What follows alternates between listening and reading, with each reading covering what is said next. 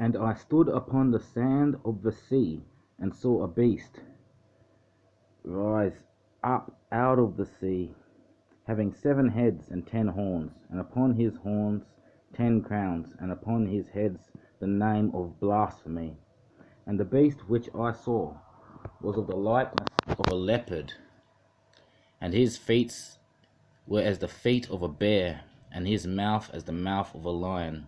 And the dragon gave him his power, and his seat, and great authority.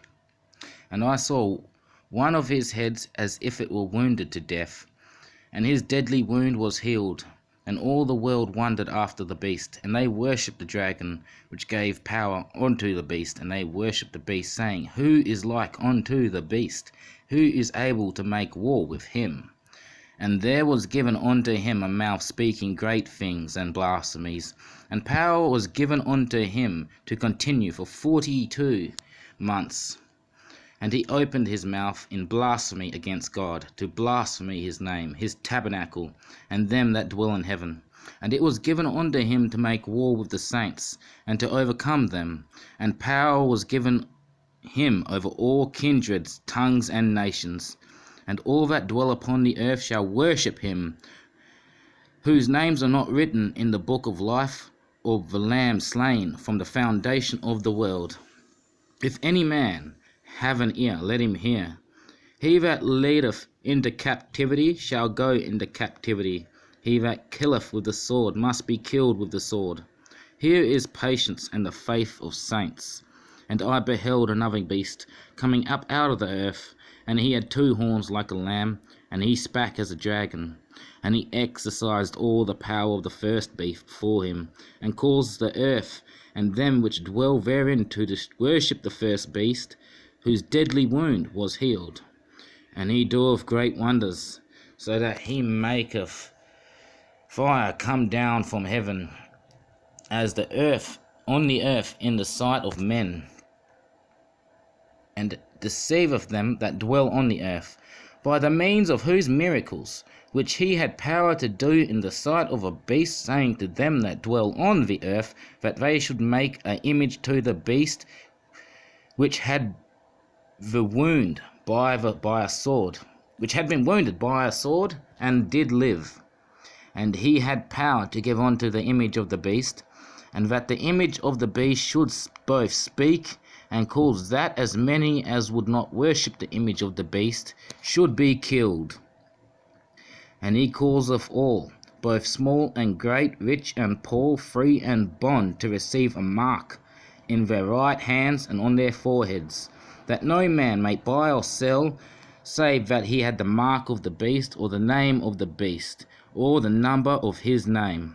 Here is wisdom. Let him that understanding count the number of the beast, for it is the number of a man, and his number is 666. Now. Why don't we start at the end, Start at the beginning, and my commentary I'll rework back from the end. So, what is the number of a man who is representative of the beast? What is his number? Well, this is pretty easy to answer. It is said that the Roman Emperor, Nero, now maybe I did know his name at one point, his full name. I don't know it anymore. But his full name, because as you would know, the Roman letters are kind of like their numbers, Same with Greek. Well, technically it's Greek. Greek letters and numbers are basically the same thing. So if we were to translate Nero's name, his full name, which is I think is like Julius Octavian Nero, some crap like that. If you were to transfer his full name into Greek, and then assign the numerical values to the alphabetical values of his name, it would all add up to 666. So that is the mark of the beast. Remember, this book was written, the Revelations, the Holy Book, the Bible was written, more specifically, this book of the Bible was written in a time of great persecutions of Christians. And a lot of people did count Nero as being a man entirely devoted and of the beast. This is best manifested in his overall persecutions of Christians and his general attitude towards life. I'm not gonna say he was a good man, but I am gonna say that he quite possibly was one of the more evil Roman emperors. Discounting Caligula, he could have been the evilest. You know. Now we're gonna move on up, and that no man might buy or sell, save that he had the mark or the name of the beast or the number of his name. Now, obviously, what is the mark of the beast? We can't actually answer this one until we discern what the mark of the beast. So we're going to move up a verse to verse 16 of chapter 13 of the book of Revelations, and it says, "And he causes all, both small and great, rich and poor, free and bond, to receive a mark in their right hands and in their foreheads." What does that mean? Quite simply, if we would apply Middle Eastern philosophy to this very verse, in the Middle East, the right hand has often been attributed to how a workman practices his skills. So your right hand is representative of what you practice, and we all know what the forehead is. It is the center of all human thought. With that said, your right hand, what you practice, your forehead, what you believe. So, the mark of beast will be represented in what they believe and how they practice it. And the devil, he will keep an eye out for those who believe in his ideals and practice his beliefs. And he will deny anyone who does not believe in those things nor practice those beliefs to buy or sell, unless he has the mark or the name or the number of his name connected to him. So I've given you both the number of the man who's supposedly representative of 666, the meaning of the mark of the beast. Now let's move on to verse 15. We just did 18, 17, 16. Now we're going to do 15. "And he had power to give life unto the image of the beast, that the image of the beast should both speak and cause that as many as would not worship the image of the beast should be killed." Now, this is a bit vague. Does someone have power to give life unto a beast or the image of the beast? Now, it says not the specific beast, but the image of the beast. What is an image? Why, it is a likeness, a representative of what it reflects in the proper world. So what I'm talking about is an image in a mirror, right? Now, what is this beast? In the book of Daniel, if we go and we will learn about the beast. If Roman Emperor Nero was the head of the beast, best connected with his name translated into Greek, and as with ancient Greek, their letters, their alphabet was also their numerical alphabet. So if you translated his name into Greek and then also interpreted each Greek alphabetical value in their numerical value, because they're both the same, then you will actually get 666. So who's the beast? Alright? Who is the beast? Well, the beast, if this is the leader of the beast in those days, alright? Roman Emperor Nero was the leader of the beast, then we could all safely assume, if A is true, so must be B, that the original beast was Rome itself, the empire. Now, in verse 15, we read, "He had the power to give life unto the image of the beast, that the image of the beast should both speak." Now, if this is not an image, but the reflection of the beast, something that looks like the beast, then I'm telling you, this is not this is not Rome of 2,000 years ago. When it says he had power to give life unto the beast, power. What is power? Well, there's many types of power in the world. There's money, there's religious, and there is political. So I'm safe to assume that an individual may arise who possesses either one or all three of the forms of power: religious, political, or monetary power, that he may actually try to reform or bring back to life a long dead empire. Now, I don't believe we're gonna see legionaries walking around with gladiuses and square shields that are rounded, in skirts. We're not going to see that. No. Instead, this this image of the original beast will, how should I put this, will basically have the same attitude, the same territorial holdings, the same overall values and belief as the original beast. Now, where would this new image of the beast be found? Well, it could be found in Europe, it could be found in Asia, it could even be found in America. I am yet to discern where the image of the beast arises from. I've had my suspicions that it might be the Chinese, because in Chinese culture and society, that they have always placed the dragon very highly and prominently in their nation, in their culture, society. Socially, the dragon is like really up there amongst all the prominent creatures in the Chinese mythology. So, recap. 15. He's going to bring back some kind of descendant of the Roman Empire, some form of the Roman Empire, or maybe it will be literally a nation of people that may have worshipped the dragons or dragon-like creatures or beasts. Honestly, but even that sounds a bit far-fetched at this point. I mean, these ones are easy. What is the mark of the beast on their right hands and foreheads? What does it mean that no man might buy or sell unless they have the mark? And what is the number? That is easy. Towards the end, it gets a lot easier. It's when things start off that it is difficult. But that is life, isn't it?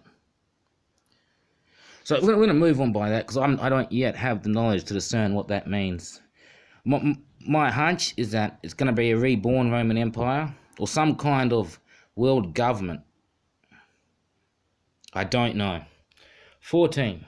And deceiveth them that dwell on the earth by means of whose miracles which he had power to do in the sight of the beast, saying to them that they dwell on the earth, that they should make an image to the beast, which had been wounded by a sword and did live. So, again, if you read 14, connect it with 15, it makes much sense. Rome is dead.